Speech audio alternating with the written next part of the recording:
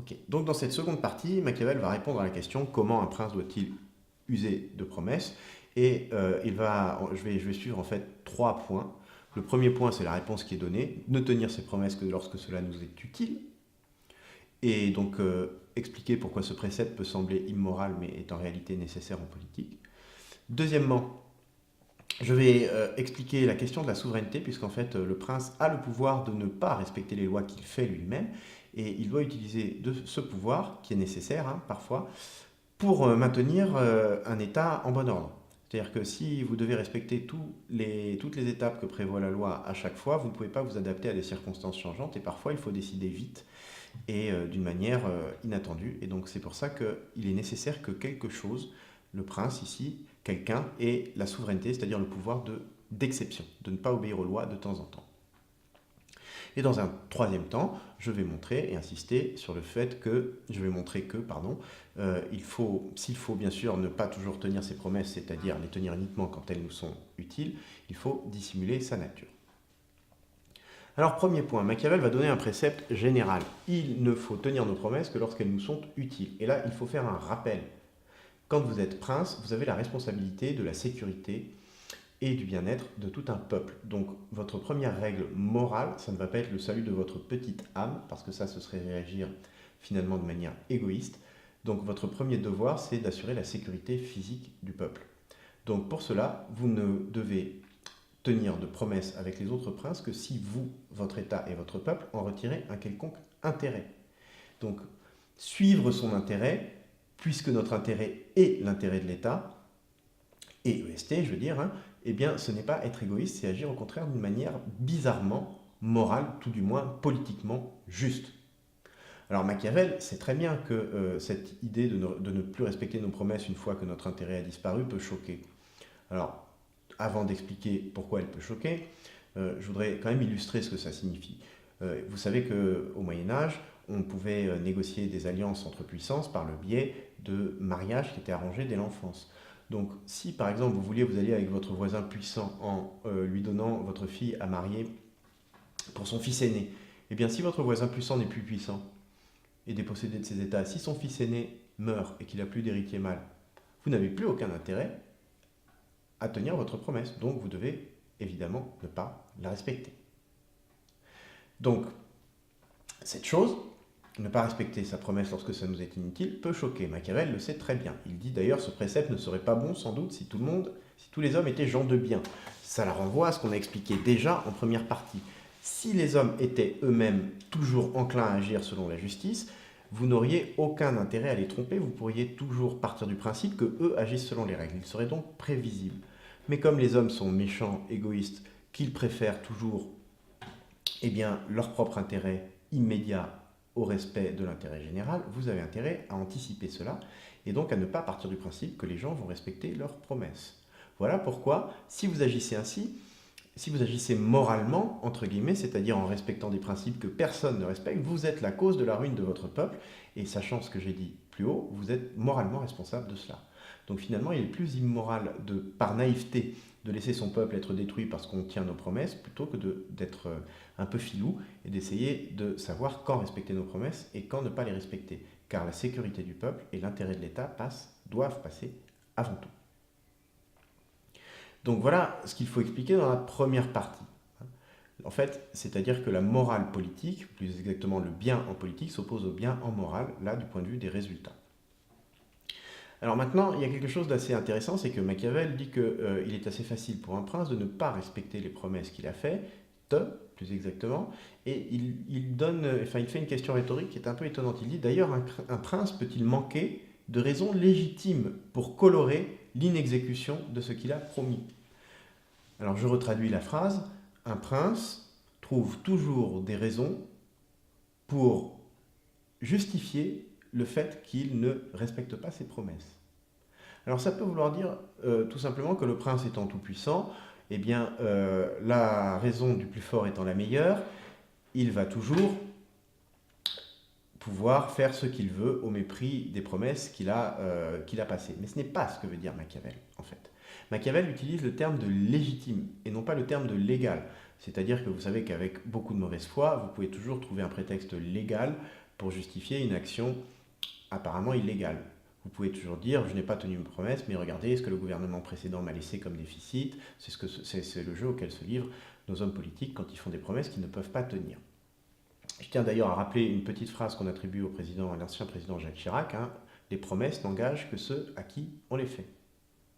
Autrement dit, si vous croyez une promesse, vous attendez quelque chose de quelqu'un et vous vous placez dans le pouvoir, sous l'autorité, sous la domination de cette personne qui attend quelque chose. Donc, quand Machiavel dit que le prince a toujours des raisons légitimes de colorer l'inexécution de ce qu'il a promis, il veut dire que le prince a bon droit, peut toujours trouver des arguments pour justifier le non-respect de ses promesses. A bon droit, et non pas simplement par des chicaneries. La légitimité, ça renvoie à la justice, la légalité, à la simple loi. Donc, que veut dire Machiavel? Eh bien, à mon avis, il pose là le problème de la souveraineté. Ce que veut dire Machiavel, c'est que si les lois existent, c'est pour que la société soit justement stable. Mais parfois, il faut être capable de suspendre les lois. Notre Constitution, la Ve République, le prévoit, par exemple. Le fameux article 16 permet de donner au président de la République, en cas de crise, tous les pouvoirs. C'est-à-dire de suspendre l'ordre légal habituel. Pourquoi? Parce que des fois, il faut agir vite, rapidement. On n'a pas le temps de consulter, on n'a pas le temps de suivre les étapes parlementaires habituelles. C'est ça, la question de la souveraineté. La question de la souveraineté, c'est la question de la capacité parfois à suspendre les lois pour l'intérêt de l'État. Et c'est de cela dont il s'agit quand Machiavel parle de raisons légitimes pour ne pas exécuter nos promesses. C'est-à-dire que l'intérêt de l'État, le maintien de l'État peut exiger parfois de tout simplement ne pas respecter les lois. Et le prince ne le fait pas pour son intérêt personnel. Il le fait pour maintenir la souveraineté, c'est-à-dire l'autonomie, la liberté de son peuple par rapport à d'autres peuples. Donc vous comprenez bien qu'il faut distinguer ici absolument légitime et légal. Et il faut absolument insister aussi sur l'idée que ce que fait le prince n'est pas par caprice personnel, c'est dans l'intérêt général. Et c'est, je le répète, c'est la question de la souveraineté qui s'ouvre ici à partir du XVIe siècle. Et on peut donc dire que Machiavel ne défend pas la tyrannie, où le prince gouverne selon son intérêt et son caprice personnel, mais plutôt une forme parfois de dictature. Le dictateur, je vous rappelle, hein, c'est un magistrat romain qui prend tous les pouvoirs lorsque la patrie est en danger, pour pouvoir décider plus rapidement et mieux. C'est tout ce dont il est question ici. Et voilà ce que je voulais dire dans mon second point. Donc, troisième point de cette seconde partie, puisque nous savons qu'il ne faut pas tenir toutes nos promesses systématiquement, encore faut-il se demander comment dissimuler cela. Alors déjà, pourquoi dissimuler? Parce que si vous ne tenez jamais vos promesses, les gens ne vous feront plus confiance. Ça sert à quoi de tromper quelqu'un qui ne vous fait pas confiance? À rien, puisque s'il ne vous fait pas confiance, il va s'attendre à ce que vous le trompiez, il prendra les mesures pour y remédier. Donc vous comprenez bien qu'il faut savoir dissimuler pour que la trahison ou la tromperie soit efficace. Que signifie savoir dissimuler? Dans une négociation, celui qui sait ce dont l'autre a besoin a un pouvoir sur lui. Vous devez donc cacher ce dont vous avez besoin et vous efforcer, dans la mesure du possible, de deviner ce dont l'autre a besoin. En effet, Machiavel conclut cette seconde partie en disant « Lorsque les hommes sont pris dans un besoin irrépressible, ils se laisseront toujours facilement tromper. » Réflexion qui rappelle celle de Spinoza dans le traité théologique politique sur le pouvoir des prêtres par rapport aux hommes superstitieux. Lorsque vous voulez absolument quelque chose et que vous n'avez pas le moyen de l'avoir par vous-même, vous êtes prêt à n'importe quel sacrifice si on vous promet qu'on peut vous donner cette chose-là. C'est le ressort donc de la superstition. Mon Dieu fait que ceci, mon Dieu fait que cela. C'est le ressort aussi du pouvoir qu'on peut avoir sur autrui dans la négociation. Si vous découvrez ce qui est absolument vital pour l'État avec lequel vous négociez, eh bien alors vous pourrez le manipuler. Si vous dissimulez ce qui est absolument vital pour vous, vous ne serez pas manipulé. Alors dans la troisième partie, Machiavel en fait remonte de la considération qu'il a tenue sur la nécessité ou pas de tenir nos promesses à une considération plus générale sur les rapports entre politique et morale, sur le fait que le prince doive posséder certaines qualités ou du moins sembler les posséder. Alors je vais essayer d'expliquer cette troisième partie en suivant trois axes. Le premier axe, ça va être en fait une redite de ce qui a déjà été expliqué au chapitre 15 sur la morale du prince. Il y a des qualités qui sont moralement bonnes, mais qui sont politiquement nuisibles. Toutefois, même ces qualités-là, il faut sembler les avoir parce que c'est ce qui va vous permettre de tirer parti de votre tromperie. Il faut sembler sincère si vous voulez qu'on vous croie et que votre tromperie soit efficace, par exemple. Dans un second temps, j'en profiterai pour esquisser une définition de la virtu, c'est-à-dire la vertu propre aux politiques, donc qui se distingue de la vertu morale, telle qu'elle se dessine dans ce texte de Machiavel. Et dans une troisième sous-partie, j'expliquerai en fait ce que j'ai déjà évoqué dans l'introduction, à savoir que ce qui compte, ce sont les résultats pour la morale politique et non pas les intentions. Donc, première sous-partie. Donc, Machiavel rappelle un certain nombre de qualités dont il est bon que le prince paraisse les avoir.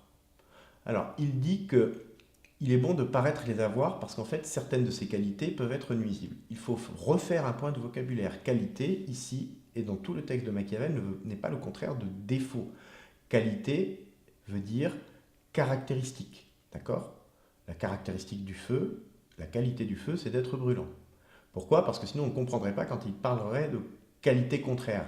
La qualité contraire de la sincérité, c'est l'insincérité ou la tromperie.